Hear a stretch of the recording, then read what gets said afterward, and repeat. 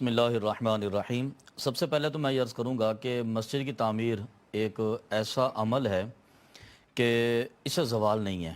اللہ اکبر۔ یہ لازوال ہے اور قیامت تک آباد، کیونکہ جس خطے پر، جس گوشے پر مسجد تعمیر ہو جاتی ہے جی تو اللہ رب العالمین اسے آباد و شاد رکھے، وہ تا صبح قیامت آباد رہتی ہے۔ سبحان اللہ، سبحان یہ 20 سال کے لیے، 50 سال کے لیے، 100 سال کے لیے پروجیکٹ نہیں ہوتا۔ بہترین صدقہ جاریہ ہے۔ بہترین ہے کہ یہ ایک دفعہ بنتی ہے تو یہ قیامت تک چلتی ہے، اور اس کے اندر جس کا بھی حصہ ہوتا ہے وہ قیامت تک اس کا اجر لیتا ہے۔ سبحان اللہ۔ اور قرآن مجید فرقان حمید میں مسجد کی تعمیر کے حوالے سے جو ذکر ہوا، فرمایا کہ انما یعمر مساجد اللہ من آمن باللہ والیوم الآخر۔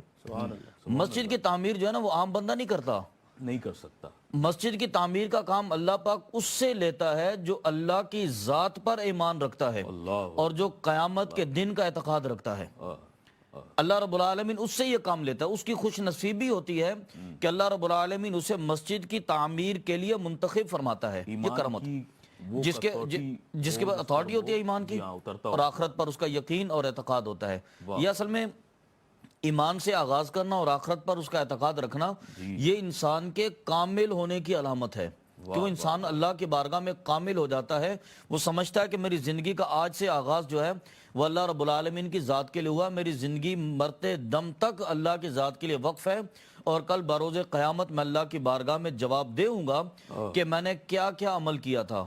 اور قرآن پاک میں اللہ رب العالمین نے خود ارشاد فرمایا نا، فَمَن يَعْمَلْ مِثْقَالَ ذَرَّةٍ خَيْرًا يَرَهُ وَمَن يَعْمَلْ مِثْقَالَ ذَرَّةٍ شَرًّا يَرَهُ۔ فرمایا کہ جس نے اگر ایک ذرہ برابر عمل اچھائی کا کیا ہوگا، کل بروز قیامت وہ اپنے نامہ اعمال میں دیکھے گا، اور جس نے ایک ذرے کے برابر عمل بلائی کا کیا ہوگا وہ بھی اللہ کی بارگاہ میں اس کو دیکھے گا۔ سبحان اللہ۔ تو فرمایا کہ انما یعمر مساجد اللہ من آمن باللہ والیوم الآخر، کہ جو اللہ کی ذات پر ایمان رکھے اور آخرت کے دن پر اعتقاد رکھے، ایمان رکھے کہ میں اللہ کی بارگاہ میں جاؤں گا، تو پھر انسان کو یقین ہے نا کہ میرا مالک میرے ساتھ زیادتی نہیں ہونے دے گا۔ بالکل ایسا۔ میں نے اس کے نام پہ خرچ کیا ہے، اس کا گھر تعمیر کیا ہے، مجھے اس کا بہترین اجر، بہترین صلہ میرے عمل کے مطابق نہیں بلکہ وہ اپنی رحمت کے مطابق عطا فرمائے گا۔ سبحان اللہ۔ اب یہ تصور رکھیں نا ذرا، آپ اپنے عمل کا حساب نہ کریں، ہمارا عمل تو ناقص ہے۔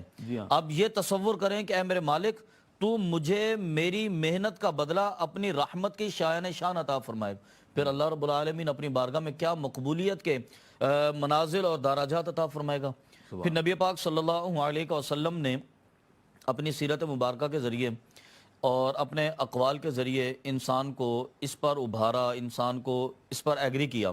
فرمایا نبی پاک صلی اللہ علیہ وسلم نے، من بنا للہ مسجدن بنا اللہ لہ بیتا فی الجنہ۔ فرمایا کہ تمہارا تو اللہ کی ذات پر ایمان ہے نا، تمہارا آخرت کے دن پر ایمان ہے نا، تم نے اس لیے مسجد بنائی تھی۔ اب دیکھو اللہ تمہیں کیا عطا فرماتا ہے، فرمایا کہ اللہ رب العالمین پھر تمہیں اس مسجد کے بدلے میں جنت میں محل عطا فرمائے گا۔ سبحان اللہ، کیا کہنا۔ آپ اللہ کے گھر کو تعمیر تو کر کے دیکھیں، اور پھر کمال یہ ہے کہ جنت میں محل تو اللہ رب العالمین اپنی عطا کے صدقے عطا فرمائے گا، وہ جیسی اس کی رحمت ہے، جیسی اس کی شان ہے۔ ہم نے تو تھوڑا سا خرچہ کیا تھا، اور یہاں پر کروڑوں، لاکھوں، اربوں، اس کی بات نہیں ہے۔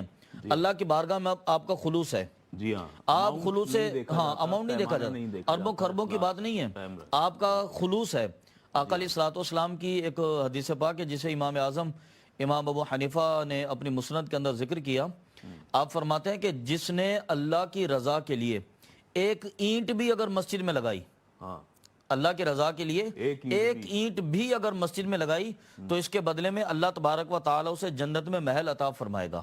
اب دیکھیے اللہ رب العالمین کیا کامل قدرت ہے اس کی، کہ وہ ہمیں پروموٹ کرنے کے لیے، ہمیں جنت تک پہنچانے کے لیے اس نے جگہ جگہ جا بجا ہمارے لیے راستے پیدا کیے۔